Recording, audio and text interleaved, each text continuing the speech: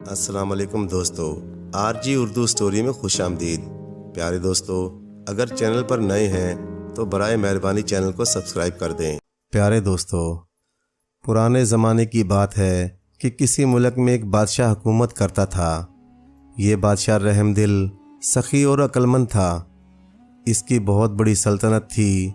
کام لائق وزیروں نے سنبھال رکھا تھا، جس سے بادشاہ سلطنت کے کاموں سے مطمئن ہو کر رعایا کی دیکھ بھال میں اپنا وقت بسر کرتا تھا۔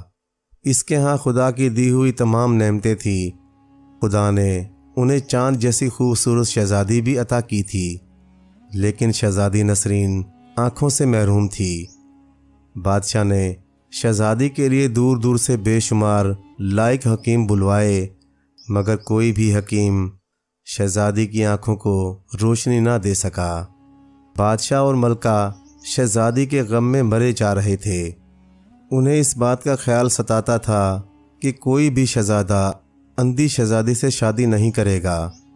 بادشاہ نے کئی بار اس کی شادی کا اعلان کیا، بہت انعام کا لالچ دیا، اس کے باوجود کوئی بھی اندھی شہزادی سے شادی کرنے پر رضامند نہ ہوا۔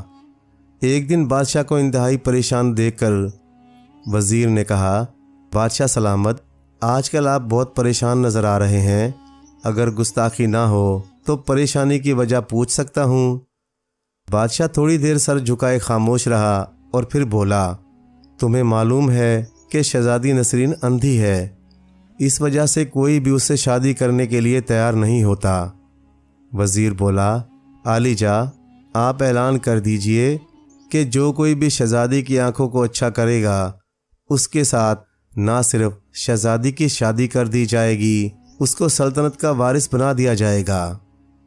بادشاہ کو یہ تجویز پسند آئی اور دوسرے دن یہ اعلان کر دیا گیا کہ جو شخص شہزادی نسرین کی آنکھیں ٹھیک کر دے گا، اس کی شہزادی کے ساتھ شادی کر دی جائے گی اور اسے تخت و تاج کا مالک بنا دیا جائے گا۔ اس اعلان کا سن کر بہت سے شہزادے اپنی قسمت آزمائی کے لیے علاج کی تلاش میں مصروف ہو گئے، جس سے شہزادی ٹھیک ہو سکے۔ اسی ملک میں ایک غریب آدمی بھی رہتا تھا، جس کا ایک بیٹا تھا جو اس کے بڑھاپے کا سہارا تھا۔ اس کو اپنے بیٹے سے بہت محبت تھی اور وہ بھی باپ کی بے حد عزت کرتا تھا۔ جب اس نے بادشاہ کا اعلان سنا تو اس نے ایک دن اپنے باپ سے کہا، اگر آپ اجازت دیں تو میں بھی قسمت آزمائی کروں، ہو سکتا ہے کہ قسمت ہمارا ساتھ دے۔ باپ نے ہنس کر کہا، نادان بچے، دنیا بھر کے بڑے بڑے حکیموں نے شہزادی کا علاج کیا اور شہزادی کی آنکھیں ٹھیک نہ کر سکے، تو تم کیا کر سکو گے؟ تم جانتے ہو میں تمہارے بغیر زندہ نہیں رہ سکتا۔ اگر تم مجھے تنہا چھوڑ کر چلے گئے تو تمہارے آنے تک میں زندہ نہیں رہ سکوں گا۔ بیٹا بولا، ابا جان، خدا نے چاہا تو میں بہت جلد لوٹوں گا۔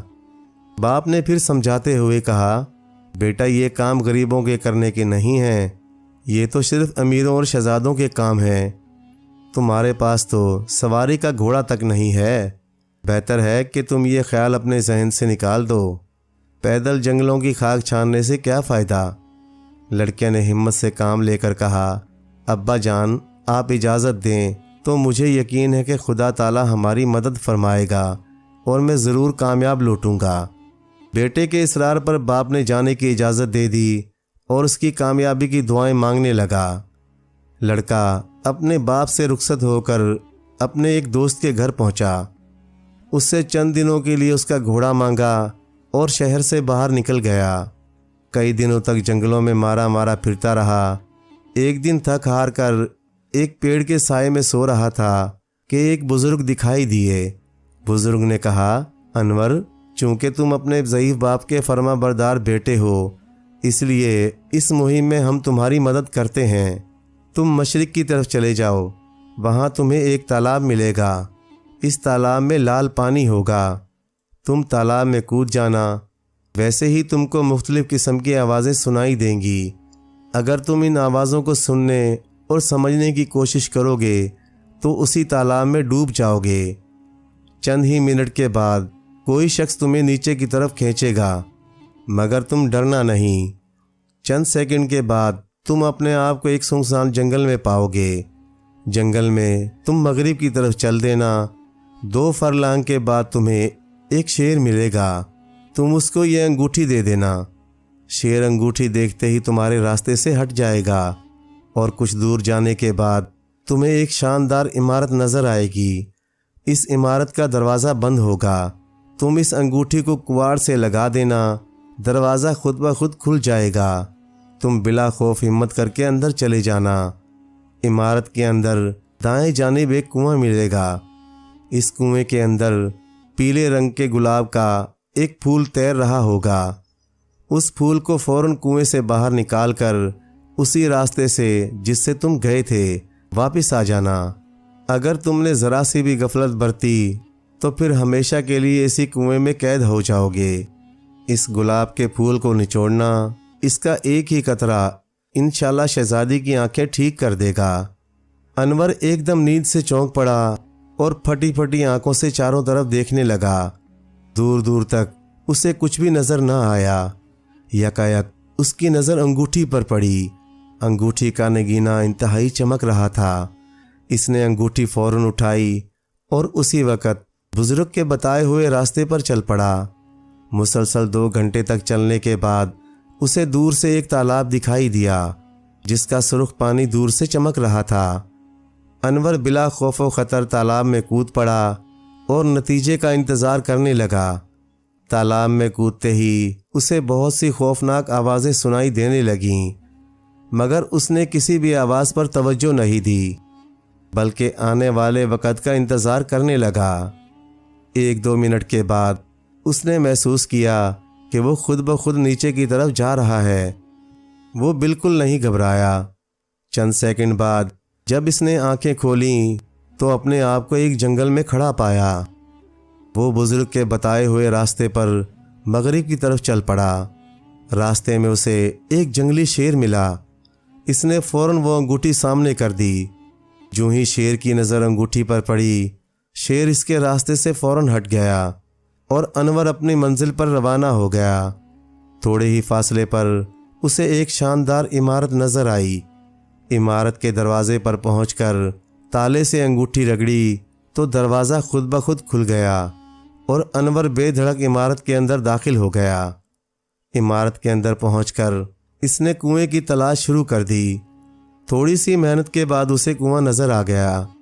اس کے قریب پہنچ کر اس نے اندر جھانک کر دیکھا تو پانی کے اندر پیلے رنگ کا گلاب تیر رہا تھا۔ برابر میں ایک رسی لٹک رہی تھی۔ انور خدا کا نام لے کر اس کے ذریعے کنویں میں اتر گیا۔ کنویں میں اترنے کی دیر تھی کہ اسے بے پناہ شور و غل سنائی دیا، مگر اس نے شور و غل کی پرواہ کیے بغیر جیسے ہی اس نے پھول کو ہاتھ لگایا، گھبرا کر ہاتھ پیچھے ہٹا لیا کیونکہ پھول آگ کی طرح گرم تھا۔ وہ تھوڑی دیر تک سوچتا رہا کہ پھول کس طرح حاصل کیا جائے۔ جب دوبارہ اس نے پھول توڑنے کے لیے ہاتھ بڑھایا تو پھول کو چھونے سے اس کی انگوٹھی بھی اس کے ساتھ مس ہو گئی اور پھول ایک دم ٹھنڈا ہو گیا۔ اس نے آگے ہو کر پھول کو پکڑ لیا اور کنویں سے باہر نکال لایا۔ تھوڑی دیر بعد جب وہ عمارت سے باہر تھا، شور و غل کی آوازیں اب بھی سنائی دے رہی تھیں، لیکن اسے گلاب پھول پا کر کسی بھی بات کا خیال نہیں رہا۔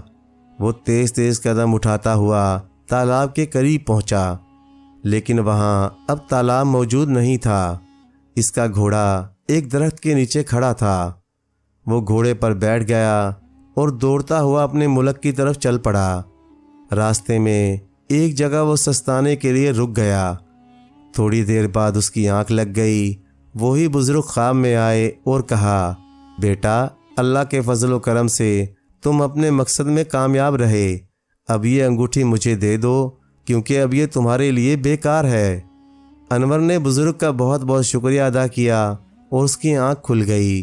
دیکھا تو انگوٹھی غائب تھی۔ تھوڑے دنوں کے بعد وہ اپنے ملک میں پہنچ گیا اور سیدھا بادشاہ کے پاس پہنچ کر اسے خوشخبری سنائی۔ بادشاہ اسے شہزادی کے محل میں لے آیا۔ انور نے پھول کے عرق کے چند قطرے شہزادی کی آنکھوں میں ٹپکا دیے۔ شہزادی خوشی سے چیخ اٹھی، ابا جان، اب میں سب کو دیکھ رہی ہوں۔ اب تو بادشاہ کی خوشی کا کوئی ٹھکانہ نہ تھا۔ اور وہ خدا کا شکر بجا لایا اور اپنے وعدے کے مطابق انور کی شادی شہزادی کے ساتھ کر دی، اور کچھ عرصے کے بعد انور کو تخت و تاج سپرد کر کے خود یاد الہی میں مصروف ہو گیا۔ خدا کی شان، ایک غریب آدمی کا بیٹا اس ملک کا بادشاہ تھا، اگرچہ اس کا بوڑھا باپ اب اس دنیا میں نہ تھا۔ جنت میں اس کی روح بیٹے کی کامیابی پر خوش ہو رہی تھی۔ پیارے دوستو، کہانی اچھی لگے تو لائک کریں، چینل کو سبسکرائب کر دیں، اور مزید اسی طرح کی قصے کہانیاں دیکھنے کے لیے دیکھتے رہیں RG اردو اسٹوری۔ شکریہ۔